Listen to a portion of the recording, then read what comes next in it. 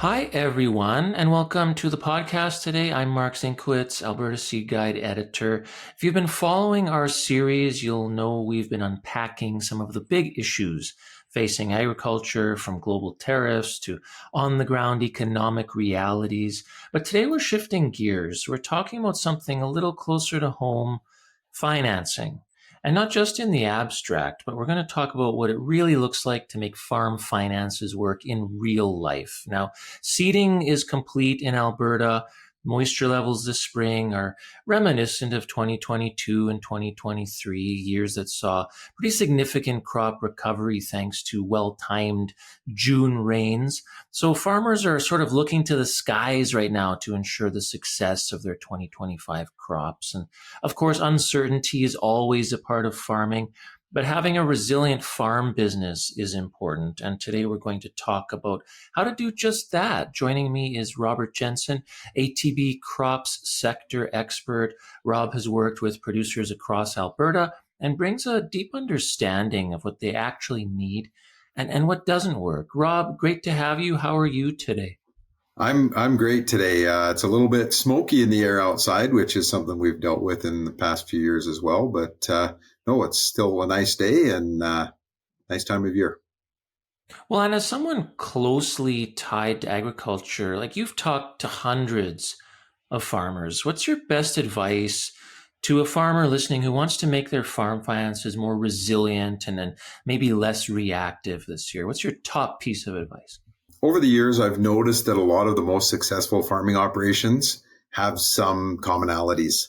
And I would say that my best advice here would be to have a strong relationship with your financial institution. Of course, I work for a bank. I have to say that. But I think also, I think it really is important.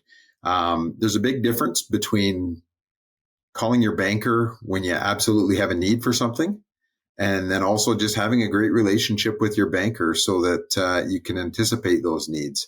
When a banker is considered to be part of your team, they're going to be better able to help structure your borrowing facilities and be more proactive when the opportunities or the needs arise. Now, Rob, for someone who hasn't gone through it recently, can you walk us through the typical financing landscape for a farmer today? I mean, what's the difference between, like, say, an operating line and a term loan? And why is that difference like such a big deal in practice? A lot of times I'm so immersed in this that I start to think that, hey, farm financing is really simple. But it can be boiled down, and it can actually be quite simple. So typical farm operation has a couple different what we call facilities, right? There's going to be revolving loans, and sometimes those are called operating loans. I say that those are used to bridge the gap between putting the seed in the ground and dropping the crop off at the elevator. I hate to think about how long it's been since I've been doing this. I still feel like it's just the other day. I started in the banking industry, but it's over 20 years now. And I think one of the things that I can see when I look back is that crop inputs are getting more and more costly.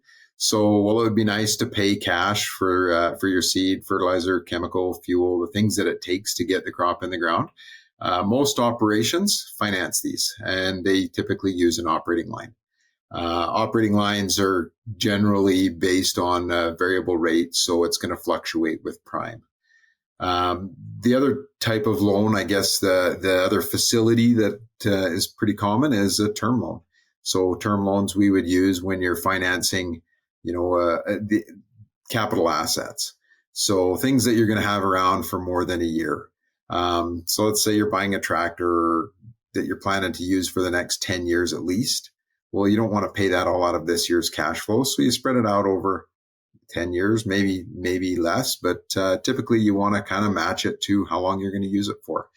Term loans, they can also use a variable rate, just like an operating line does, that would fluctuate with prime. Many of our customers choose a fixed rate for a set number of years. The idea here would be to take the interest rate risk out of the equation so that they don't have to lose sleep when the Bank of Canada changes interest rates. If they go up like we experienced a couple of years ago, they know what their interest rate's going to be. One pitfall that we see is that when the lines between what goes in an operating line and what should be financed with a term loan begin to be blurred. Sometimes things come up and you don't have time to go to your banker, wait for them to submit a request for a loan, and then do all the paperwork associated with financing that asset. It's quite common for producers to just write the check from their operating line and either plan to deal with it later or hopefully just pay it off when they sell the crop. The problem with this is that it really impacts cash flow. When capital assets start to pile up, available funds in the operating line start disappearing. So, Rob, I want to talk about something called the Aflex line. That's where this comes in. So, for someone who's never heard of this, what is the Aflex line, and how does it actually help solve some of the challenges that you just talked about? Yeah, so the AgFlex is a program that we've fairly recently rolled out. It's a program that, you know, came about just because we saw the need. So this is part of the planning ahead that I talked about earlier and having the good relationship with your banker. And essentially, the AgFlex is a combination of our Ag Equity line of credit, which is a revolving line, and our Evergreen facility, which is basically a pre-approved amount that can be used for term loans. This basically takes the pitfall I mentioned before and comes up with its own built-in solution. In this case, we would be anticipating capital purchases and have the limit on the operating line such that it can accommodate the purchases that you plan to make. So it's basically a shared limit between two facilities. What it does is it gives you the flexibility to negotiate prices or even to go to the auction and bid on equipment without knowing exactly what you're going to pay for and going in and getting a loan set up exactly for that. So after you write the check and the funds come out of your revolving line, you can then convert those purchases either all together or separately, however you like, into a term loan. The beauty of this is that you don't have to go through the application process each time you purchase a new asset. And when you pay the loans down, the funds are available again for the next purchase. So let's make it real now. So walk me through a scenario, say a farmer needs to upgrade equipment, but also wants to cover some in-season input costs. How would this help them handle that without making like three different phone calls? I mean, there's a million examples out there. Every operation would be unique and have its own examples, but I do like speaking in examples. So let's just say, right now, this time of year, you've wrapped up seeding your crop. You have some input costs in the operating line.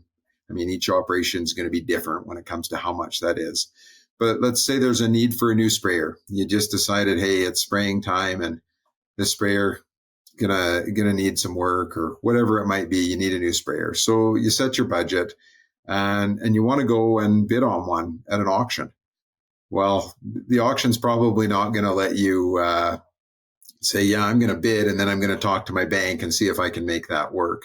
So by having this set up ahead of time, you go to the auction, you successfully bid for the sprayer, you write the check to the auction company and you take the sprayer home. Well, now you've got some of your input costs and the cost of the sprayer in your operating line, and you want to pay for the sprayer over 5 years, not just out of this year's crop.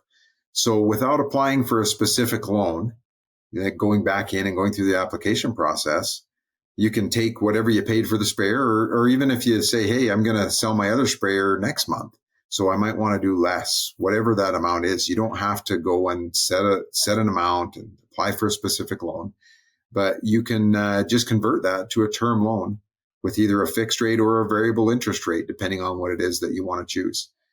Very simple. And like I said, you don't have to go back in and go through the whole application process. It's all done in advance.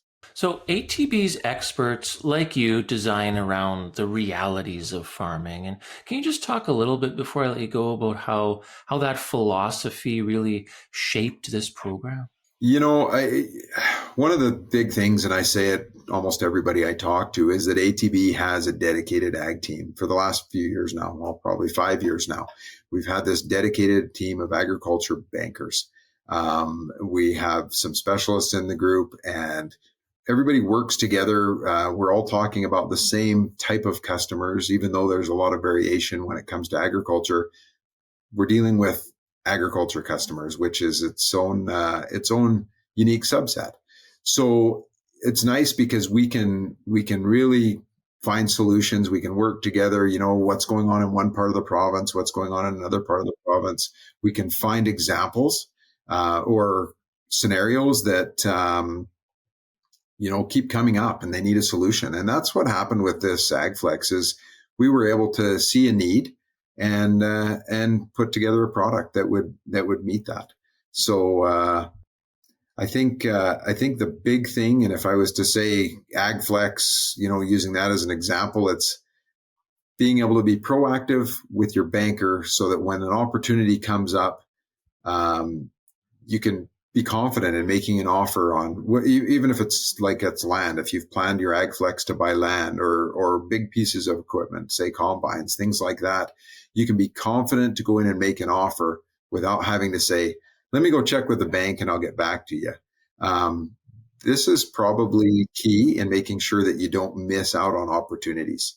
Again, I'll put in another plug for the dedicated ag team. I think it's a real key to success that we have at ATB, and it's something that we can bring to our farm customers and help them be successful as well.